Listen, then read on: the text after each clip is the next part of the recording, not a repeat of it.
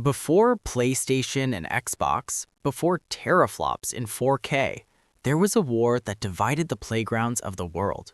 You were either a Sega kid or a Nintendo kid, and you couldn't be both.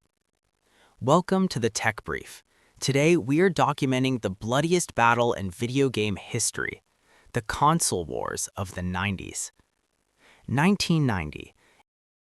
If you played video games, you played Nintendo. It wasn't just a brand, it was a synonym for gaming. After saving the industry from the crash of 1983, Nintendo controlled nearly 90% of the market. They were the strict, family-friendly giant. They controlled what you played, when you played, and how you played. But in the shadows, an underdog was preparing for war. A company that decided they didn't want to beat Nintendo at their own game. They wanted to change the game entirely. This is the story of the 1990s console war. Enter Sega, specifically the Sega Genesis. Technically, it was a powerful machine, but Sega had a problem. Nobody cared. Nintendo had Mario. Sega had Alex Kidd. Everything changed when Tom Kalinske took over Sega of America. He realized that they couldn't out-Nintendo. They had to be the opposite.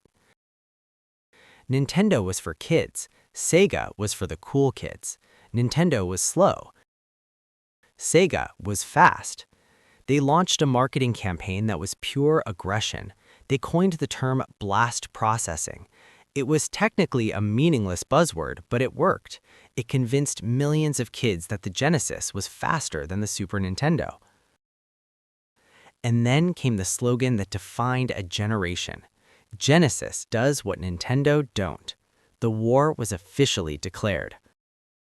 The battle reached its peak in 1993 with the release of Mortal Kombat. The game was violent, it had blood, it had fatalities. Nintendo, sticking to its family-friendly image, censored the game. They turned the blood into sweat and removed the brutal finishing moves. Sega took a different path. They kept the blood. All you had to do was enter a secret code, ABACABB. The result? The Sega version outsold Nintendo's version 3-1. Sega had successfully stolen the teenage audience. For a brief moment in the mid-90s, Sega actually overtook Nintendo in sales. The giant was bleeding. But pride comes before the fall. Flush with success, Sega lost focus. Instead of building a new console, they started releasing confusing add-ons like the Sega CD and the 32X. They fractured their own audience. Gamers were confused. Meanwhile, Nintendo made a fatal mistake of their own. They publicly betrayed their partner, Sony, during a deal to create a CD-ROM add-on for the Super Nintendo. Humiliated, Sony decided to enter the market alone.